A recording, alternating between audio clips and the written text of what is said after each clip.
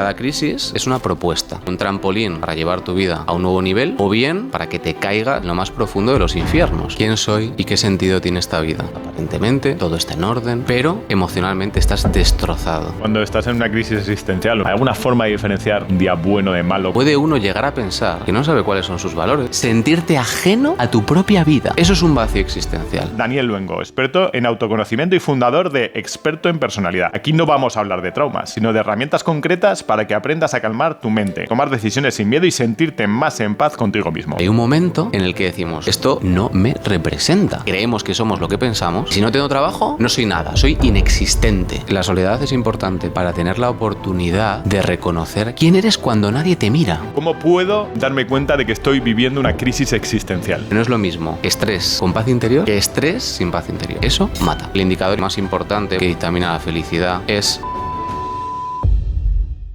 ¿Cómo puedo darme cuenta de que estoy viviendo una crisis existencial? Sientes dolor todo el rato y cuando lo comentas con los demás, nadie entiende por qué. No está justificado. Aparentemente, todo está en orden. Aparentemente, puede que tengas tu casa, tu coche, tu pareja, tu familia, lo que sea que tienes en ese momento, pero emocionalmente estás destrozado. Sientes que estás yendo en una dirección que no te representa. Sientes que estás poniendo cada vez más ladrillos en una casa en la que no quieres vivir. Y cuando digo casa es una identidad. Es la persona que tú has construido hasta el día de hoy. Eso es un símbolo de que estamos en crisis. Otro símbolo podría ser lo que yo llamo el síndrome del coste hundido. Es decir, he empujado tanto en esta dirección, he trabajado tanto en esta dirección, que ¿cómo voy a cambiar ahora? Pues bueno, si nos viene el pensamiento de cambio, habrá que hacerle caso, porque nadie se inventa un cambio, a nadie le apetece, es más, es lo que menos nos apetece, hacer un cambio, ¿no? Bueno, es otra señal. Una más, repetir situaciones. Estás en un proceso de repetición de cuestiones que te desagradan muchísimo y que estás intentando paliar, ¿no? De forma sofisticada, intentando apagar fuegos, intentando más o menos, ¿no? Que todo funcione, pero la realidad es que te está destrozando, ¿no? Y el dolor emocional es brutal, porque ya has perdido el contacto contigo. Y puede uno llegar a pensar que no sabe quién es, que no sabe cuáles son sus valores, que no sabe a dónde está yendo. Esa es la sensación de estar completamente perdido, completamente solo. Esto nos pasa... Sí, y te puede pasar varias, sobre todo si no las vas solucionando, porque es un proceso acumulativo. Es decir, cada crisis es una propuesta en el sentido que es o bien un trampolín para llevar tu vida a un nuevo nivel de bienestar, de felicidad y plenitud, o bien a la inversa, para que te caigas en lo más profundo de los infiernos. Y entonces tú puedes elegir escuchar el llamado o no. Y el llamado es muy insistente. Se me rompe el coche, se me quema la casa, pierdo el trabajo, tal.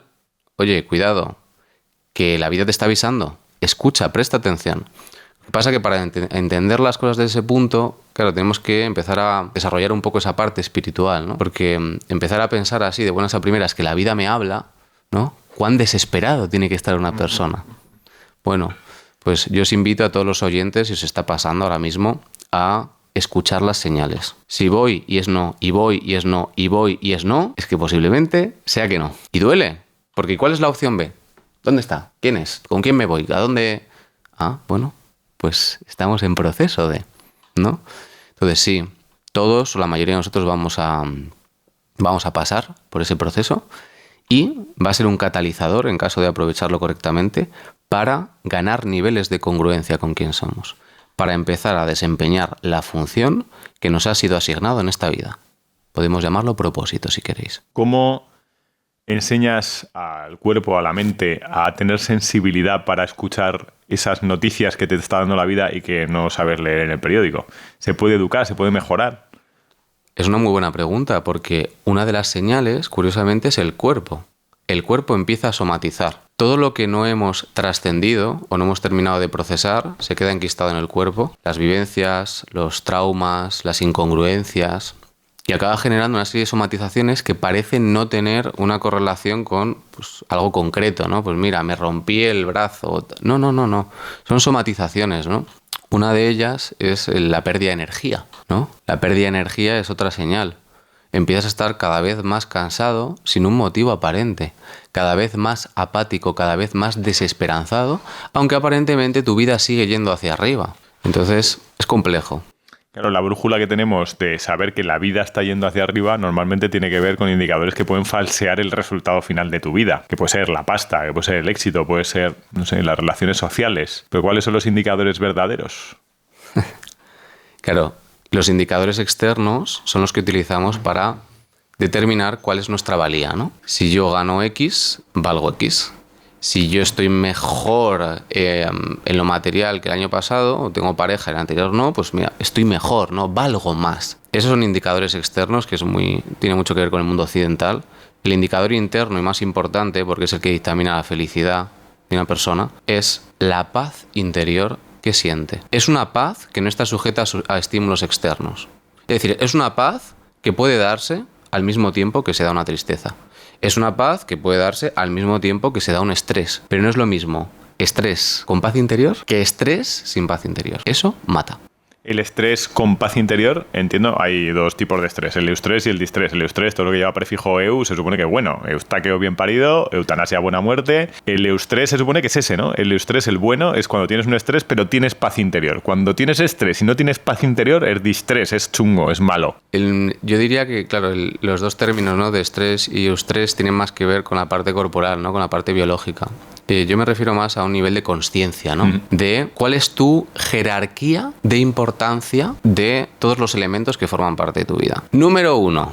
Y aquí tenemos que ser muy honestos y además invito a los oyentes a hacer este pequeño ejercicio. Va. Te coges una hoja y te pones jerarquía, ¿no? Objetivos, cosas importantes de mi vida. Número 1, la más importante. No vale decir lo típico de no, mi familia, o no, que sí, ya lo sabemos, todo tu hijo, sí, sí, muy bien. El número 1, ¿qué es en lo que estás pensando el 95% del tiempo? Por favor, sé honesto. ¿Qué es? Y puede ser frívolo, ¿eh? Puede ser algo en plan, yo qué sé, pues estar musculado, no lo sé, ¿sabes? Número 1, póntelo. Número 2, número 3, número 4. Hazte la lista. Todo en función de los pensamientos que son más recurrentes. O sea, si tienes un pensamiento recurrente 95% del tiempo, es que tú le estás poniendo foco. Justo, porque además tú estás donde está tu atención. Y si tu atención está en eso, tú estás en eso. Eso es lo más importante para ti en ese momento. Entonces, hazte la lista, ahora te coges, te paras el podcast y quiero que me digas en qué parte de la lista estás tú. ¿Dónde está Miguel Ángel? ¿Dónde está Dani? ¿Dónde estamos? Pues no lo sé. Cuando digo dónde estás, es dónde está tu paz en la escala. ¿Cuáles son los grandes dilemas existenciales que te encuentras con la gente que trabajas? ¿Cuáles son los clásicos que se repiten día tras día? Porque al final hay patrones, somos humanos y somos casi todos muy parecidos, pero ¿cuáles son los grandes dilemas existenciales que te encuentras? ¿Quién soy y a dónde voy? ¿Y qué sentido tiene esta vida? ¿No? Parecen muy amplios, pero he descubierto y observado que responder esas 3 preguntas están fuera del ámbito de la psicología. O sea, eso entra dentro del ámbito de la espiritualidad o de lo transpersonal, si lo queremos llamar así, que en realidad es un puente entre ambas disciplinas, ¿no? Entonces, claro, a veces estamos en jaque, porque decimos, sí, hago este deporte para tener menos estrés. Sí, intento tener una actitud positiva para estar mejor y ser feliz. Vale, pero si eso está construido sobre una base defectuosa o inexistente, porque tú no sabes por qué haces las cosas o desde dónde las haces o qué es lo que realmente necesitas, pues entonces estamos dando pedales en el aire, ¿no? Esos son dilemas importantes.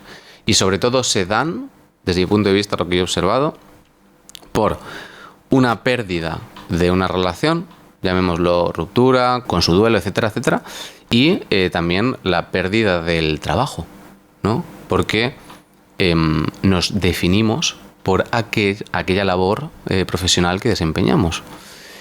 Y eso mete mucha presión en la labor profesional, porque volvemos a lo mismo, soy lo que hago, no soy lo que soy, yo soy lo que hago. Y si no tengo trabajo, no soy nada, soy inexistente, ¿no? Y si no tengo pareja, pues nadie me quiere, no valgo nada. Son las dos. Eso es lo que hace generalmente que las personas se les encienda, ¿no?, esa angustia. Pero, y este es un detalle importante, también te puede pasar teniendo las dos. Y eso ya entramos ya en un proceso de vacío que es todavía más incomprensible. Así que si le está pasando a la persona que escucha esto, que sepas que estás en un vacío existencial. A ver. Define lo que es un vacío existencial. Un vacío es un espacio en el cual tú ya no intentas salir de ese malestar que tienes, sino que te has quedado sin fuerzas, no puedes salir y a veces es súbito, te viene de repente. Es decir, imagínate, estamos en la entrevista y hay un momento en el que tú te quedas en blanco y no sabes qué decirme. Y de repente tienes un momento de despersonalización de decir, wow, estoy en una entrevista. O sea, como sentirte ajeno a tu propia vida. Eso es un vacío existencial. Me siento ajeno. El marco contextual que daba sentido a mi existencia desaparece. Y esto pasa, bueno, se dice que pasa a los 40, ¿no?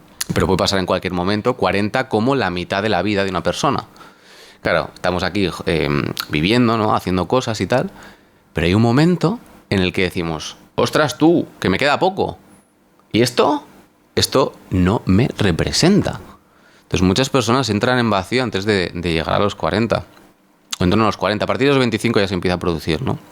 Pero es el momento en el que sientes de forma súbita que lo que estás haciendo, que el lugar que ocupas, no te hace sentido. No te representa. No tiene nada que ver contigo. Y tú te preguntas si es que eres malo, porque parece que ya no quieres a tu pareja, si es que estás deprimido, porque ya no te apetece ir a trabajar. No, lo que está pasando es que has perdido aquello que te daba sentido. Y no es una pérdida física a veces, es una cuestión psicológica. Podemos decir espiritualmente que tu alma se despierta y tu mente ya no puede reprimirla. Entonces vas a entrar en un proceso depresivo, lo más probable, ¿no?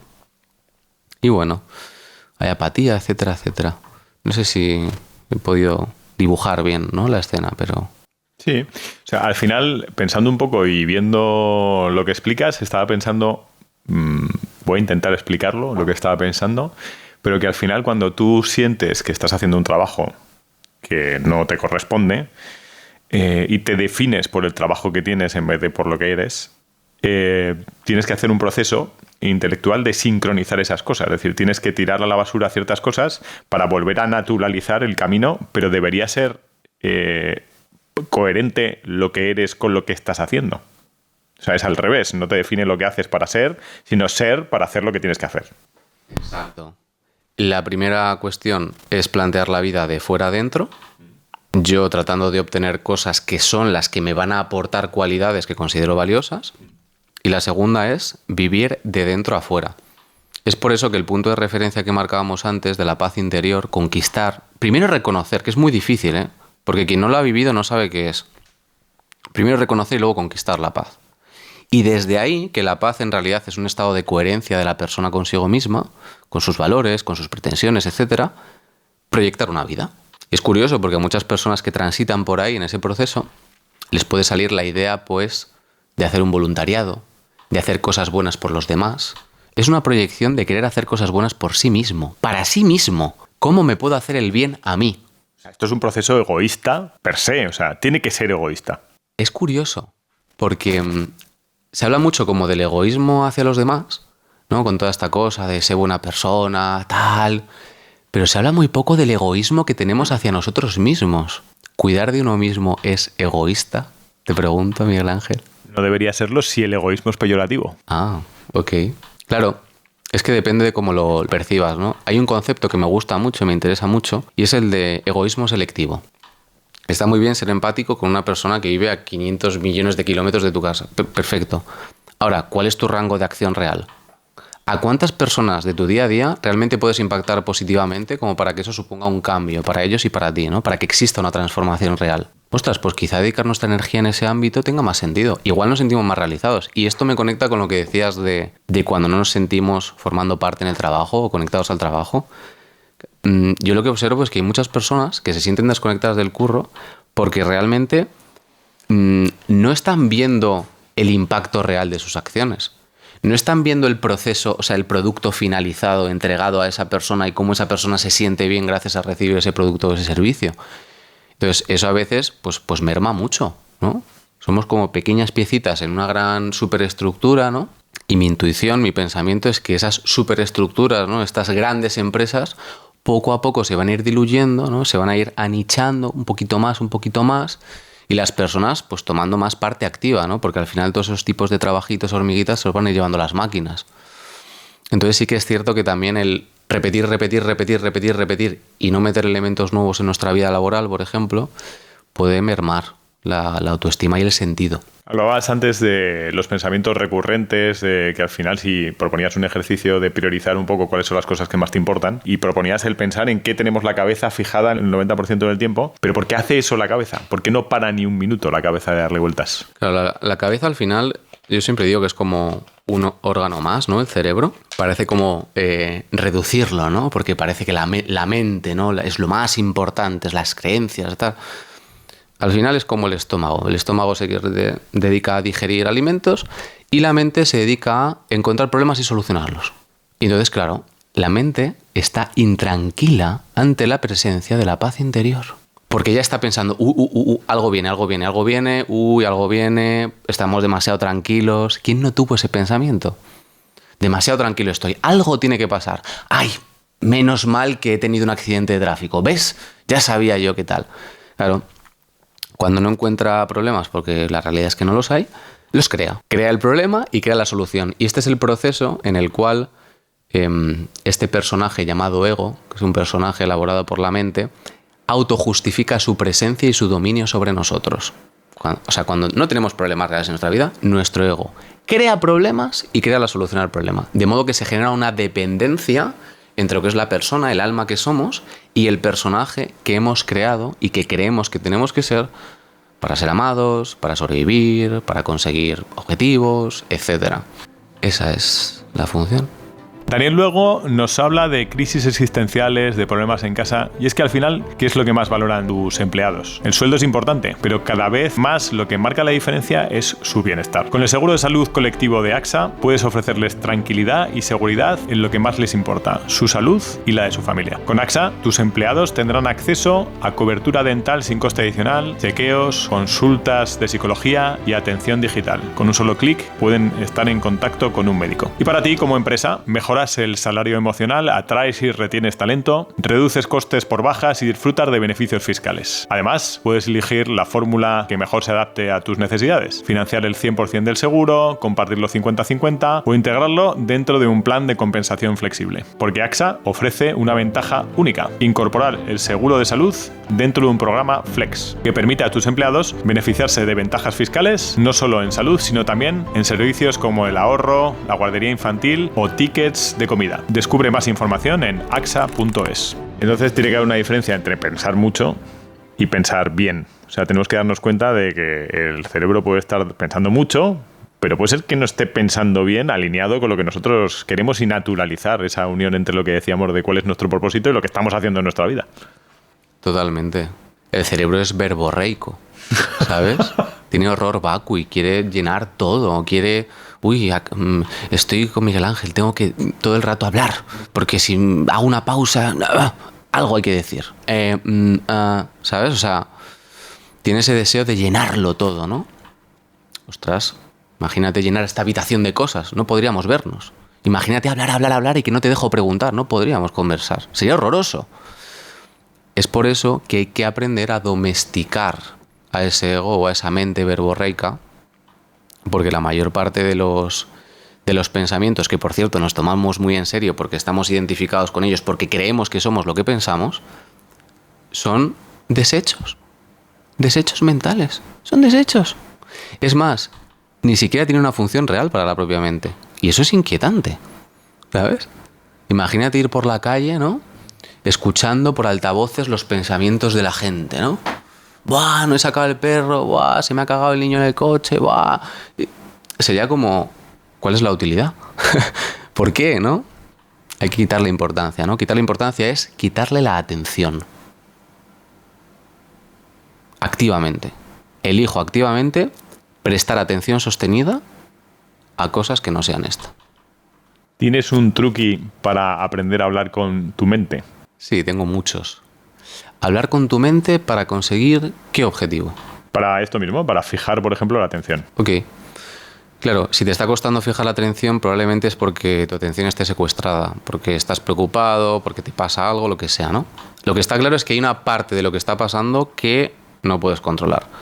Entonces, ante ese tipo de circunstancias, yo lo que propongo es dialogar con la mente, ¿no? Y decirla: oye, mente, entiendo que quieres protegerme, entiendo que estás cumpliendo tu función, te lo agradezco, que me avises, ¿no? Que me hagas preocuparme, yo te lo agradezco. Ahora, a partir de ahora, vamos a dedicar la atención a esto que sí depende de nosotros y que sí podemos cambiar en el momento presente. Como diferenciar lo que puedo controlar de lo que no y elegir, ¿no? Dedicar la atención a lo que sí puedo, con ese movimiento. Y además tiene que ser un movimiento de no rechazo a la mente, porque si rechazas esa voz crece en ti. Y llega a un punto que lo único que vas a escuchar va a ser esa voz. Entonces tienes que aceptar, ¿no? y darle las gracias de que gracias a ella has llegado a donde estás en tu vida, pero, ¿no? Que ahora vamos a hacer las cosas distintas, ¿no? Y repetirlo cuantas veces sea necesario. Y ahí el proceso, ansiógeno se puede reducir mucho, ¿no? Es una forma de reaccionar ante los estímulos en lugar de para añadir estrés a la situación, que es lo típico, ¿no? Para reducir estrés en la situación. Y entonces ya tienes pleno dominio sobre ti. Y cuando tienes un pensamiento incómodo recurrente del tipo, no voy a ser capaz, no voy a presentar esto bien, esto no lo voy a hacer bien, joder, no soy capaz, hostia, es que además en público se me da muy mal, hostia, soy malo, joder, qué malo soy, es que en público lo voy a hacer muy mal. ¿Eso cómo se trabaja? Elige hacerlo mal. Dite a ti mismo, mírate a los ojos, vete al espejo y te miras a los ojos y te dices, oye, me comprometo a hacer las cosas mal. Pero hacerlas. Pero eso sí, hacerlas mal, ¿eh? No vale eso de hacerlo bien y quedar bien. No. Yo voy a hacerlo mal. Voy a tener faltas de ortografía, me voy a trabar cuando hable. A que se te quitan las ganas, ¿no? Es como que se te quita el miedo de repente. Probadlo. Soltar el apego a que salga bien. ¿Sabes? Lo importante es hacerlo. No hacerlo bien ni hacerlo mal, hacerlo. ¿La meditación sirve para algo o no? ¿Promueves tú el uso de la meditación para mejorar la atención y demás? Pues fíjate, ¿no? Porque hace tiempo, la verdad es que no. O sea, no... Ni lo practicaba, ni formaba parte de mi vida. Pero desde que lo hago, y esto ha pasado hace relativamente pocos meses, estoy experimentando mucha más intuición, claridad, incluso experiencias. No lo quiero barnizar, ¿vale? Como algo místico y tal, ¿no? Pero realmente sensaciones nuevas. Como una forma más amorosa de enfrentarme a las situaciones. Como con más cariño. Como ver a las personas y a mí mismo y a las situaciones con cariño. Ha sido algo que se ha producido. En mi caso, si otra persona lo hace, ¿no? Y lo practica, probablemente lo que va a observar es que el run run mental se reduce. Cuando vas elevando niveles de consciencia, esa vocecita que te habla, ese ego que te habla, cada vez se presenta menos y cada vez se le escucha menos. O sea, es como tener el mute en la cabeza, ¿no? Entonces, si ese es un objetivo para vosotros, pues es algo que os recomiendo. Cuando estás en una crisis existencial o en un vacío existencial, es difícil diferenciar si has tenido un día bueno de un día malo. ¿Hay alguna forma de diferenciar un día bueno de malo cuando has perdido la objetividad? Pues es una pregunta buenísima porque además las personas se suelen confundir mucho en esta parte, sobre todo cuando hacen un proceso interno, un proceso terapéutico y a veces pues están resbalones, ¿no? Porque se resbalan, luego se vuelven a levantar. En lugar de fijarte en si has obtenido un resultado absoluto de decir, ¡buah! Pues cada día me levanto contento. En lugar de fijarte en eso, es más inteligente que te fijes en qué cosas puedes hacer hoy que antes no podías hacer. Por ejemplo, una persona con fobia. Joder, pues antes no salía nunca de casa y ahora salgo 3 veces a la semana. Estás mejorando, aunque te encuentres regular. Exacto, estás mejorando. También, otro símbolo de mejora clarísimo. Fijaos en esto. Lo importante no es si tienes resbalones, es cómo de rápido te vuelves a centrar, cómo de rápido vuelves a recuperar el control, vuelves a ti después de un resbalón. Por grave que sea. Cuanto más rápido es ese movimiento, más has evolucionado. Entonces, no aspires a no resbalarte, porque ya te digo yo que te vas a resbalar 87 veces. Aspira a regresar rápido a tu centro. Eso es un símbolo claro de mejora. ¿Por qué los humanoides tenemos esa, le llamas tú, amnesia emocional? ¿Por qué tenemos esa capacidad de olvidarnos de las cuestiones emocionales y cómo evitarlo? Es curioso porque, claro, cuando nos pasa algo negativo o positivo, da igual, como que nos queda la impronta de cómo nos hizo sentir en ese momento, pero si ese proceso se repite, esa situación se repite, como que me olvido, ¿no? Típico de... A todos nos ha pasado, ¿no? Salgo de fiesta, tal, me paso un poco y digo, ¡bah! Última vez que salgo, última vez. Y luego dices, que va, si ya la semana siguiente te vuelve a pasar, ¿no? Es un poco, ¿no? Como esa inconsciencia. Cuando estamos no me gusta llamar un nivel de conciencia bajo porque no hay bajo ni alto, ¿vale? En un nivel de conciencia egoico, si lo queremos llamar así, lo que pasa es que para poder sostener una vida de fricción y de lucha, porque eso es una vida egoica, se produce una anestesia del dolor que tú sientes emocional. Hay una anestesia del dolor. Te pongo un ejemplo gráfico. Una persona que tú la ves, problemas en casa, adicciones, malos pensamientos, etc. El tío sigue vivo. Pasan los años, décadas. El tío sigue ahí. Tú dices, bueno, pero esta persona, ¿pero cómo es posible, no? Pues es por esto, porque hay una amnesia del dolor de uno. Es decir, estoy tan fijado en lo externo, en lo que pasa afuera, en mi mujer, y tal, que no estás prestando atención en, ostras, menudo boquete me he hecho. A medida que vas elevando tu nivel de conciencia, vas sensibilizándote ante tus propias emociones y, por tanto, esa amnesia de cómo tú te sientes va desapareciendo. ¿Se puede ser feliz independientemente del contexto? Es una aspiración, porque toda situación contiene amor. Y la felicidad tiene que ver con ser capaz de desarrollar esa mirada amorosa acerca de aquello que pasa. Todo es por amor. ¿Yo por qué persigo un objetivo? Porque amo aquello que estoy haciendo o como mínimo lo deseo. Perfecto. ¿Por qué una persona tiene comportamientos malos, egoístas e inmorales? Por amor a sí mismo. Se ama más a sí mismo que a los demás, ¿no? Es la jactancia o la soberbia. Es por amor también. Todo contiene trazas de amor. Y centrarme en lo contrario, en el odio, en el rechazo, lo que me hace es que yo me vaya desconectando no solo de mí mismo, sino del entorno. Es paradójico. A más intento rechazar lo que me desagrada afuera, más me desconecto de mí y llega un punto en el que la persona se queda en un limbo. Eso a veces también es lo que produce, ¿no? Llegar a un vacío existencial, es lo que lo genera. Entonces, es interesante desarrollar esa mirada. 3 pasitos o 4 para empezar a construir desde un vacío existencial o desde una crisis existencial, que posiblemente sean diferentes, o sea, los pasitos. Pero ¿cuáles serían los 3-4 pasitos para empezar a salir de una crisis existencial o de un vacío existencial? Valores, lo primero. Los valores son los cimientos de tu casa, los andamios, el andamiaje. ¿Cuáles son tus valores? ¿Cuáles son tus no negociables? ¿Cuáles son las cosas que cuando las haces estás turbio internamente? Hay un estrés, ¿no? A veces se dice, ¿no?, que el bien y el mal es relativo. Bueno, tú tienes tus propios valores y si no los respetas, el problema es que dejas de saber quién eres y dejas de saber a dónde vas. Entonces, es importante que te hagas una lista de cuáles son tus valores no negociables. Te pongo un ejemplo. Oye, si te pagaran 10.000 pavos más al mes, ¿traicionarías a tu compañero? No lo sé, es una pregunta cualquiera, ¿no? ¿Le traicionarías? ¿Cómo de importante para ti es la amistad? Preservar un lazo, una conexión segura y vivir con la verdad y desde la verdad. Es un ejemplo, ¿no? Entonces, ser fiel a tus valores, pase lo que pase, es lo que te permite empezar a calentar el motor, ¿no? Para empezar a funcionar. Otro punto importante es empezar a proyectarte a futuro, no desde lo que deseas, lo que quieres, que en la mayoría de veces son deseos inculcados. O sea, son cosas que los demás te han hecho ver que son valiosas, pero que no necesariamente te representan. Típico, te vas a YouTube a ver un vídeo de gente que se va con su van por Europa y tal, y se te pega. Lo quiero. Se te contagia y te metes en un lío aquí de, pues eso, de hacer la van y tal, y construirla y tal, y luego dices, madre mía, es que no tengo ya ni ganas de irme, ¿sabes? Entonces, empezar a diferenciar lo que quieres de lo que necesitas. Vale, perfecto. Yo quiero este puesto de trabajo. Yo quiero estar aquí en tal. Vale.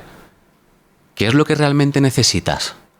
Porque a lo mejor estar ahí te lleva a un estrés y tú no necesitas eso porque tienes el sistema nervioso reventado, porque estás en otro momento de tu vida en el que igual tienes que atender otras partes, ¿no?, de la misma. Entonces, aprender a diferenciar lo que quieres de lo que necesitas. Súper importante. Otra cuestión también que veo mucho y que es muy útil es aprender a dar y a recibir. Hay gente que le cuesta dar y hay gente que le cuesta recibir por el orgullo, ¿no? Hombre, ¿cómo voy yo a pedir ayuda? No, hombre, no, ya lo solucionaré. Para que tu vida se mueva, tiene que estar equilibrado el dar y el recibir, el dar y el recibir, el dar y el recibir. Si todo lo que haces lo haces para ti, no hay un dar. Estás viviendo de forma egoísta, estás generando coágulos en tu vida que te van a impedir avanzar. Entonces tú haces cosas, tú aprendes cosas, comunícalas, enséñalas, compártelas, haz lo que te dé la gana, ¿no? Aprende a dar. Y también aprende a recibir. Oye, no seas el orgulloso, el salvador, el que todo lo sabe, el que no tiene ningún problema, porque las cosas no son así, ¿no? Y a veces la vida nos somete por eso. Sobre todo los problemas en el amor tienen que ver con esto, mucho, ¿sabes? Justo. Aprender a dar y aprender a recibir. Y otras dos cuestiones también importantes son desarrollar humildad, que es a lo que te aboca realmente una crisis existencial. Humildad es reconocerte humano. Tío, que no tienes que saberlo todo. Tío, que también puedes permitirte estar mal o estar perdido, ¿sabes? Y no necesariamente eso significa que tienes menos valor. O sea, empezar a vivir desde ahí de, mira, yo no sé nada, voy a estar atento, ¿no? Que me enseñen. Y luego la valentía. Porque valentía sin humildad hace que se nos infle el ego y luego demos 2 pasos y ya nos hemos caído en la esquina. Y humildad sin valentía hace que tenga baja autoestima yo. Entonces, son 2 habilidades que tenemos que tratar de desarrollar. Resumiendo, valores innegociables, descúbrelos. Proyecta futuro de lo que necesitas, no de lo que quieres. Aprende a dar y recibir y desarrollar la humildad, pero en combinación con la valentía, que me parece un puntazo. Porque al final siempre hablamos de la humildad, pero humildad sin valentía y valentía sin humildad es muy interesante. Humildad es reconocerte humano y valentía es poner tu humanidad al servicio del mundo. Eso es estar en flow. Es una forma muy buena de entrar en flow. Sí. El flow, digamos que es cuando pillas tracción, cuando coges momentum en tu vida, cuando estás tan metido en una tarea, una cuestión que no sabes ni qué hora es ni dónde estás. En realidad, a nivel espiritual, es o representa la conexión con el todo. Cuando no hay una diferencia o una separación entre objeto y sujeto, cuando tú eres lo que estás haciendo, pero de verdad, no cognitivamente, no lo piensas, de verdad, eso es una experiencia espiritual y todos la hemos tenido. Por ejemplo, no lo sé, en una terraza con amigos, se te pasa el tiempo, hay amor en el ambiente, estáis conectados. Eso es flow, ¿no? En nuestra vida también, cuando estás en una tarea focalizado que te interesa, que lo quieres hacer así, y estás ahí, ¿no? Dices, madre mía, he hecho más en 3 horas que en 3 años. Eso es flow, ¿no? Y para poder llegar ahí necesitamos un espacio de tiempo sin interrupciones. O trabajar también la meditación ayuda, ¿no? Pero estamos todo el rato siendo interferidos. Hola, un mensaje. Hola, una llamada. Hola, WhatsApp, no sé qué. Ay, un poquito de dopamina que estoy estresado. Voy a en Instagram. ¿No? Ese es el momentum. Y cuando hay momentum es curioso porque ahí no te preguntas si tu vida tiene sentido o no. Nunca.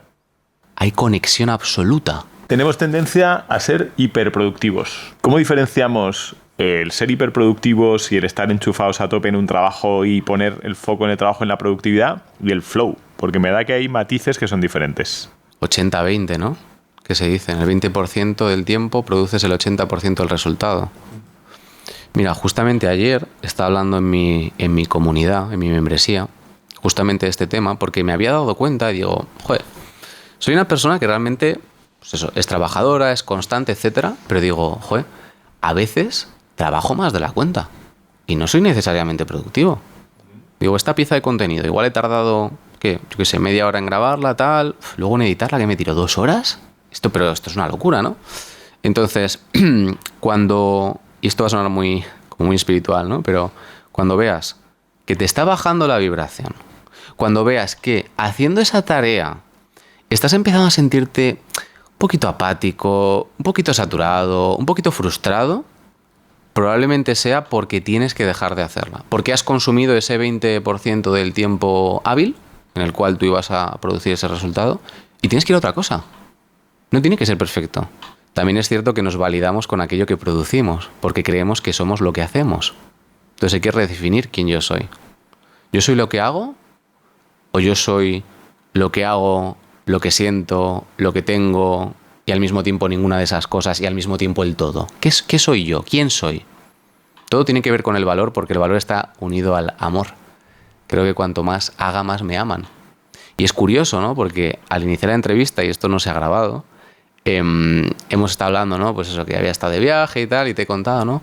Y ha habido un comentario que te he hecho, ¿no? Y te he dicho, mucho curro, ¿no? Y tal. Y es la realidad, mucho curro. Pero luego estaba en el baño y estaba pensando, esto tenía un rintintín ahí como a... yo valgo mucho, ¿sabes? Y tal. Bueno, compasión, ¿eh? Compasión. ¿Qué actividades recomendarías para entrar en flow? La pregunta es qué te gusta hacer. Y si no sabes qué te gusta, ¿qué te interesa? Busca en tu historial de búsqueda de Google. ¿Qué hay ahí? ¿Qué te interesa? Estamos tan cerca de nosotros mismos que no nos vemos. Pregúntale a una persona de tu círculo cercano, a alguien que te aprecie. Oye, ¿tú que me ves de fuera? ¿Qué suelo estar haciendo yo? ¿Qué cosas me interesan? ¿Qué cosas ves en las que yo presto más atención de la cuenta? En esas actividades, cuanto más te centres, más en ti estás y por tanto más fácil te es conectar con ese estado de flow. Porque te interesa, porque te es propio, porque te es genuino. Ya, pero es que esto que me interesa no da dinero. Bueno, cógete las partes de ese algo que te interesan, pero sigue haciéndolas, ¿no? Hago muchas entrevistas a gente que me repite un mantra que suele ser el siguiente. No es en el 100% de las ocasiones, pero sí en muchos puestos de cuadros medios y operarios y demás que dicen, yo vengo aquí a currar para ganar pasta, pero a mí lo que me gusta es salir con la mountain bike. Yo con lo que disfruto es haciendo macramé, es hacer pintar cuadros al revés, es lo que sea. Pero me dicen como que su verdadera vida está más allá del curro. ¿Tú qué opinas? Tengo un ejemplo maravilloso para esto que acabas de decir. Es como que lo seccionamos todo, ¿no? En plan, trabajo para ganar pasta, tiempo libre para hacer lo que me gusta y etcétera, ¿no? Se pueden unir las dos de modo que den lugar a un propósito mayor. Y te pongo un ejemplo real. Hace poquito me hablaron de una persona que era médico, tenía una farmacia, no recuerdo bien. El caso es que él, pues en su trabajo, pues se le daba muy bien, ganaba dinero, una vida que podríamos denominar exitosa socialmente, ¿no? A él lo que le gustaba era la bici. Entonces, claro, se jubila y automáticamente a hacer bici. Pero, y este es el detalle, no contento con eso, el hombre se puso a hablar con el ayuntamiento de su ciudad, a organizar una serie de cuestiones para construir un carril bici, ¿no? Que pues atravesara todo ese lugar, ¿no? Todo ese municipio. Y el tío estaba enchufadísimo haciendo eso. ¿Por qué estaba en propósito esa persona? ¿Porque tenía tiempo de hacer su hobby egoístamente porque esto es lo que a mí me gusta? No, porque había unido eso con el servicio a los demás. Y ahí hay trascendencia. Lo que decía antes del dar y el recibir, ahí está el sentido, ahí está todo el sentido del mundo, está ahí metido. Es válido, en plan, por ejemplo, que tú solo trabajes por dinero, es válido. Que tú solo tengas tus hobbies para divertirte, es válido. Pero si tú encuentras la forma de poner eso que a ti te gusta de alguna manera al servicio de otros, automáticamente aquello que haces va a tener muchísimo más propósito. Y la sensación que vas a tener es de estar chutado todo el día, estar enchufadísimo. Desde que empezamos a hablar, veo que tienes que tener una serie de sensibilidades especiales para descubrir y detectar qué cosas te están pasando que te dan la pista de dónde tienes que ir. ¿Eso no es un poco tener intuición? ¿Te está gustando este podcast? Pues suscríbete y así nos ayudas a que sigamos dándole caña con más entrevistados, más anécdotas, más historias. Y si te está gustando especialmente esta temática sobre mentalidad y desarrollo personal, tienes abajo listas de reproducción para seguir viendo contenidos de esta temática. Dale caña, suscríbete. Sí, es tener intuición. El problema... Claro, intuición, a más conectado estás a ti, más conectado estás a tu cuerpo, más ves las señales de tu cuerpo, más porque la intuición muchas veces se manifiesta a través del cuerpo, ¿no? El problema es que cuando estamos en un proceso de vacío, o de crisis, o de sinsentido, o de que estamos persiguiendo objetivos, por ejemplo, laborales que nos están dando y nos quemamos y trabajamos más y no se produce nada, claro, lo que pasa ahí es que llega un momento en el que te das cuenta de que no puedes continuar siendo la misma persona. Y eso te da mucho miedo. Y el miedo te desconecta de lo que te da miedo fuera, pero como he dicho antes, de ti mismo. Te acabas desconectando. Y el miedo es antagónico a la intuición. Por eso hablo tanto del amor, de ser compasivo, no porque haya que ser dulce porque sí, sino porque es que, ojo, es que es muy eficiente, ¿eh? Es que es muy útil, es que te da mucha claridad. Es que si tienes paz, o sea, no hace falta que pruebes 87 cosas.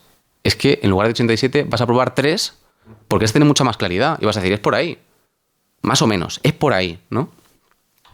Entonces, la intuición, que en realidad es la conexión con uno, que en realidad es la conexión con la totalidad, se trabaja. ¿Cómo se trabaja la intuición? Autoconocimiento. Tienes que saber quién eres. O sea, quién eres en un sentido trascendente, ¿no? De propósito, pero también quién eres a nivel de personalidad. Oye, ¿qué ego tienes tú, sabes? ¿Cómo es tu forma de ser? De hecho, esto lo hacemos mucho, ¿no? En consulta. ¿Cómo es tu forma de ser? ¿Cuáles son tus heridas? ¿Cuáles son tus tendencias? ¿Cuáles son tus patrones? ¿Cuáles son los aprendizajes que te niegas a realizar? ¿Cuáles son tus resistencias? ¿Cuáles son tus dolores que intentas evitar y no sueltas? Autoconocimiento.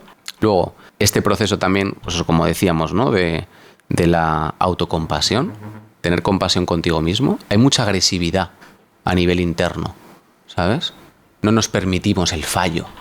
Como no nos permitimos el fallo, no nos permitimos esa humanidad porque no hay humildad, nos maltratamos, todo el rato nos enquistamos en nosotros mismos, ¿no? Entonces, en autoconocimiento, a ser posible que alguien que te vea de fuera también te pueda guiar, porque al final esto es ayuda, ¿no? Como decía antes, aprender a dar, pero también aprender a recibir. Eso ayuda mucho. Necesitas también silencio. Silencio. En todos los aspectos. Tener un espacio del día que nadie te moleste, que nadie te hable. Porque en ese silencio se va depurando toda la basurilla mental que traes en el día a día que te causa confusión, se va limpiando y aunque pueda generar como angustia, ¿no? De no estar haciendo nada, no estar escuchando nada, solo estar contigo mismo, eso te ayuda a resituarte, ¿no? Y a partir de ahí todo es mucho más sencillo. Cuando el 95% del tiempo tienes un pensamiento recurrente, ¿eso es bueno o es malo? Depende. ¿Es amoroso el pensamiento o es horroroso?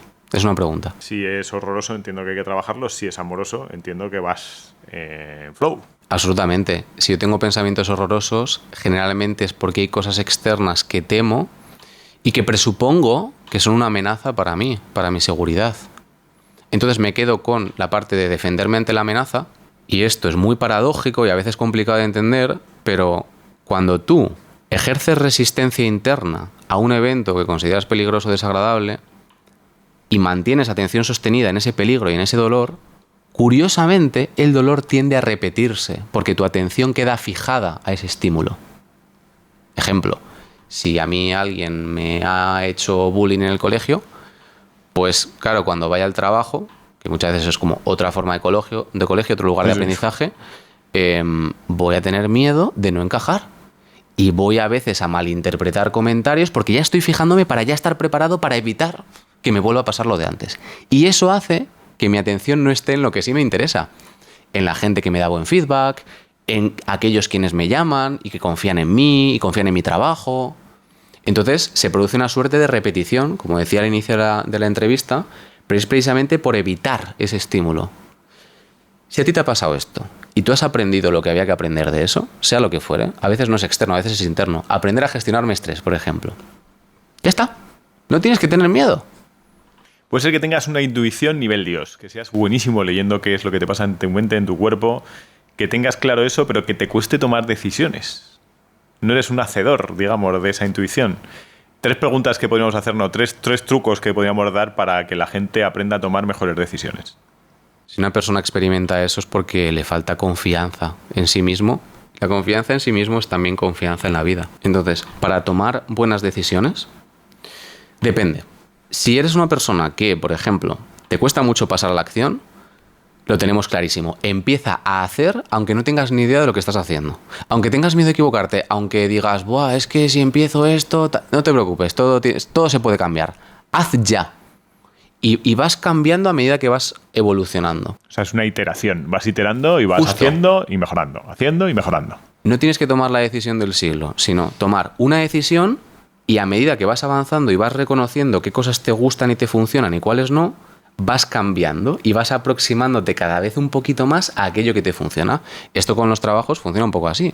Empiezas en una empresa. Hay cosas que me gustan, cosas que no. Luego voy a otra, localizando eso que sí me funciona, y observo si eso que yo buscaba está en esa empresa, ¿no? Y poquito a poco voy alineándome. O sea, tú no eres amigo del super plan para empezar a ejecutar, sino decir, no, ve probando. O sea, no tengas la cojo estrategia tal, sino ve probando.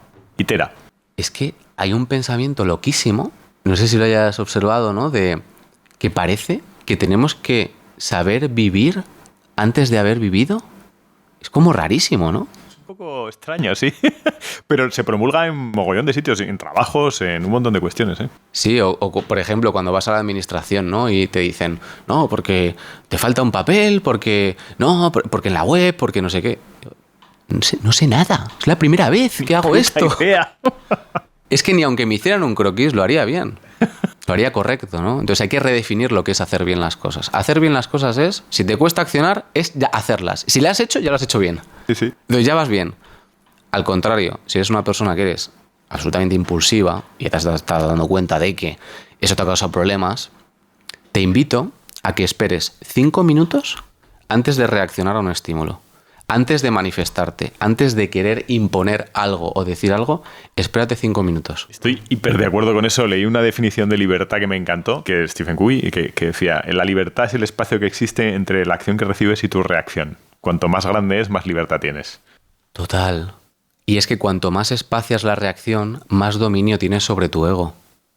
Imagínate lo que pasaría con el impulso de fumar o el impulso de comer, para las personas que tengan problema con eso, si simplemente dejaran espacio. Vale, tengo el cigarro aquí. Voy a esperar 5 minutos. Y está ahí, ¿eh? 5 minutos. Siguiente cigarro. Lo voy a dejar aquí y voy a esperar 10 minutos. ¿Sabes? Vas ganando poder sobre la sustancia. Y la palabra sustancia la puedes sustituir por pensamiento, por emoción o por lo que quieras. Vas ganando poder. ¿Por qué me flipa tanto, y entiendo que soy un humano como otro cualquiera, conquistar hábitos? Es decir, un hábito negativo, no he fumado nunca, pero un hábito negativo de cualquier cosa, de comer, de beber, de tal, conquistar eso, porque nos sentimos también cuando conquistamos un hábito que sabemos que no es positivo para nosotros. Cuando lo superamos, ¿te refieres? Cuando conquistamos ese hábito, cuando le damos caña decimos, hostia, he podido. He podido dejar una adicción, por ejemplo, o he podido meterme en vereda a mí mismo. Porque básicamente es la manifestación de la consciencia ejerciendo poder sobre el ego, sobre la mente. Entonces, es algo así como si mi yo interior, mi real yo, dominara sobre mi personaje. Podemos denominarlo una experiencia de éxtasis, incluso, ¿no? Ya no de felicidad, sino de decir, wow, qué boost, qué guay. Yo podía hacer esto y pensaba que no podía. Entonces, sí, somos un poco adictos a conseguir, ¿no? Pero es distinto, ¿no? Porque conseguir en lo externo causa un placer más efímero que conquistar en lo interno. Eso es. Es como una subida de escalón. Lo otro es un éxito, como una fiesta, digamos. Pero lo otro es como una elevación. Es decir, estoy en un nivel superior. Sí. De conciencia. Es ganarte a ti mismo. Hay como 2 tipos de personas. Aquellos que, además es curioso porque suelen ser emprendedores, que creen que pueden reprogramarse absolutamente hasta el punto de ser otra persona, ¿no? Y tener hábitos de tal. Entonces se convierte en una amalgama de hábitos exitosos para tal. Y luego están aquellos que, bueno, pues tienen una postura un poquito más retraída, ¿no? Y piensan que no, mira, yo nací aquí, entonces, claro, tengo estas reacciones, normal, me pegaron en el colegio, tal. Se autojustifica, ¿no? Ni la una ni la otra. O sea, tenemos, digamos, unos límites estructurales que siempre tenemos que estar tentados a sobrepasar, porque si no, no evolucionaríamos, pero saber que están. Es decir, que igual si yo soy una persona callada, analítica, con intereses muy profundos y específicos, a lo mejor no voy a ser el alma de la fiesta, a lo mejor no voy a ser el súper divertido. Y asumir eso, no como un hándicap, sino como parte de mi naturaleza, es lo que me permite precisamente maximizarme en situaciones sociales, ¿no? Entonces, me conozco, respeto cómo soy y lo que necesito, y luego intento trascenderlo cada vez un poquito más, con compasión, Hemos hablado de la intuición versus el miedo, digamos, son esos poderes antagónicos. Pero hablemos de la seguridad. La seguridad tiene que ver con evitar el miedo, entiendo. ¿Por qué nos gusta tanto la seguridad? Porque siempre estamos haciendo cosas para ganar seguridad. ¿Sería bueno vivir de forma natural dentro del miedo? ¿O es mejor ganar seguridad para evitar ese miedo? ¿Ganar seguridad te hace evitar el miedo? No lo sé. ¿Alguna vez has intentado tener una cifra en el banco con la que te sintieras cómodo y te sentiste cómodo? ¿Alguna vez intentaste, no lo sé, como comprar ciertos productos y tal, ¿no? Para tu casa, para amueblar tu casa con este estilo y tal? y te sentiste absolutamente satisfecho. Me he ido por otro lado, ¿no? Pero es simplemente un ejemplo. La búsqueda de seguridad compulsiva genera inseguridad. Y esa es la gran paradoja. Lo que te mencionaba antes, ¿no? De prestar atención sostenida a aquello que pretendo evitar. Entonces, nos gusta la seguridad porque nos proporciona una supervivencia, que evidentemente la tenemos que tener, y el ego está para eso, ya está. Ahí acabó su función ya, ¿no? Pero en un momento de la historia en el que la supervivencia ya está asegurada, pues no tiene tanto sentido. Entonces, claro, ahorrar para la jubilación y no vivir y solo ahorrar todo, y pongo el ejemplo del dinero una vez más, ¿no? Claro, es que vas a tener 87 años y vas a decir, no me he ido de viaje, no me he aventurado en el amor, no he intentado hacer esto, hacer lo otro. Una vida asegurada es un sinsentido asegurado. Y eso lo tenemos que saber. Porque el sentido viene de los claroscuros. Si yo siempre quiero pasar de puntillas por la vida buscando la seguridad y no la aventura y no la pasión y no la intensidad, no va a ser una vida completa. Entonces luego no nos alarmemos, ¿no? De, ostras, es que me han pasado 47 años y no he hecho tal. Claro, haz, a ver qué pasa. O sea, tú promueves la aventura. Vengo de la selva, ahora, Miguel Ángel. Claro. ¿Qué se gana en la aventura? Por aquí han pasado un montón de aventureros clásicos, digamos, aventureros de navegantes, marinos, han pasado escaladores, han pasado gente que ha hecho salto base. Estuvo aquí Carlos Suárez, que desgraciadamente falleció hace unos meses, haciendo lo que más le gustaba, haciendo salto paracaídas, uno muy sencillito, pero desgraciadamente no funcionó, y definía la aventura que me encantó. Decía, la aventura es querer saber siempre lo que hay al otro lado de la montaña, tener esa curiosidad. Y eso a mí me flipa, saber lo que hay al otro lado de la montaña, en cualquier aspecto de la vida. Es decir, hay gente que le da miedo al otro lado de la montaña y a mí me flipa. Me proyecto eso que decías, hago una proyección de lo que hay fuera, de lo que hay al otro lado, y me encanta disfrutarlo y conquistarlo. Y a por otra parte de la montaña. ¿Para ti qué es la aventura? Lo has definido muy bien. No lo definió Carlos. Bueno, la aventura, como bien has dicho, es la curiosidad sin prejuicios. Porque sin prejuicios no puede haber curiosidad. ¿Qué habrá al otro lado de la montaña? Ah, pues hay 4 osos que cuando vaya para allá me van a comer. Ah, pues entonces no voy, ¿no? Entonces, un prejuicio es una evaluación previa de algo que no conoces. En definitiva, es haber cerrado tu corazón a la vida. Y vivir con el corazón cerrado no es una vida plena, volvemos a lo mismo. Entonces, la aventura tiene que ver con ser uno con la vida, con asumir lo impredecible como parte del plan. Eso no gusta. Yo tengo un plan y quiero este plan. Yo tengo una ruta. Yo he pagado un tour que vamos a hacer esto y vamos a hacer esto y vamos... No, es que la vida no es eso. O sea, nos tratamos a nosotros mismos como animales en cautividad y luego nos quejamos de que es que a mí nunca me pasa nada. Bueno, no te pasa nada porque no has querido. La curiosidad tiene la parte de encontrarte con cosas que no te gustan. Y eso pasa mucho a nivel interno y justamente es el motivo por el que tantas personas viven dando vueltas sobre sí mismas, preocupadas, agobiadas, deprimidas. Si tienes curiosidad y honestidad y miras dentro, lo primero que te vas a encontrar va a ser un fantasma así, que va a ser tu sombra. Te va a horrorizar tanto esas cosas malas de ti, esa mezquindad, ¿no? Que te vas a ir. Ah, no, yo no quiero autoconocimiento, yo me voy.